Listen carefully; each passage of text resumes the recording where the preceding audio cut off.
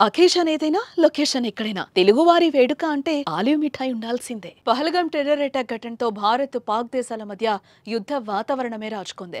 ఇరు దేశాలు సై అంటే సై అంటూ ఉండడంతో తీవ్ర ఉత్కంఠ నెలకొంది. ఈ తరుణంలో భారత ప్రధాని నరేంద్ర మోదీతో కేంద్ర రక్షణ శాఖ మంత్రి రాజ్నాథ్ సింగ్ భేటీ అయ్యారు. దాదాపు 40 నిమిషాల పాటు జరిగిన వీరి సమావేశంలో పహల్గాం ఉగ్రదాడి అనంతరం భారత పాక్ సరిహద్దుల్లో నెలకొన్న ఉద్రిక్తతలు, త్రివిధ దళాల సన్నద్ధతపై చర్చించినట్లుగా తెలుస్తోంది. దాంతో పాటు జమ్మూ కశ్మీర్లో ఉగ్రవాదుల ఏరివేతకు తీసుకుంటున్న చర్యలను ప్రధాని మోదీకి రాజ్నాథ్ సింగ్ వివరించినట్లుగా సమాచారం.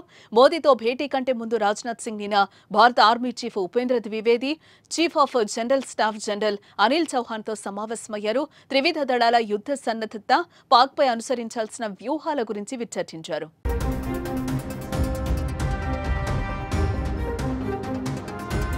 ఇక ఈ సమావేశంలో జమ్మూ కశ్మీర్లో కొనసాగుతున్న ఉగ్రవాదుల ఏరివేత ఆపరేషన్ గురించి మంత్రికి అధికారులు వివరించారు. ఇదిలా ఉంటే ఉన్నతాధికారులతో భేటీ అయిన మరుసటి రోజే మంత్రి రాజ్నాథ్ సింగ్, అజిత్ దోవల్ ప్రధాని మోదీని కలవడంతో ఈ భేటీకి ప్రాధాన్యత సంతరించుకుందని చెప్పుకోవచ్చు. ఇక ఈ భేటీలో పాకిస్తాన్పై యుద్ధానికి ముహూర్తం ఖరారు చేయడానికి సంబంధించిన కీలక నిర్ణయాలు తీసుకున్నట్లుగా జోరుగా ఊహాగానాలు వినిపిస్తున్నాయి.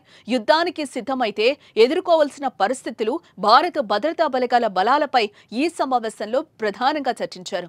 అయితే ఇప్పటికే త్రివిధ దళాల చీఫ్లతో చర్చించిన రక్షణ శాఖ మంత్రి యుద్ధానికి సిద్ధం కావాలనే సంకేతం ఇచ్చినట్లుగా కూడా తెలుస్తోంది.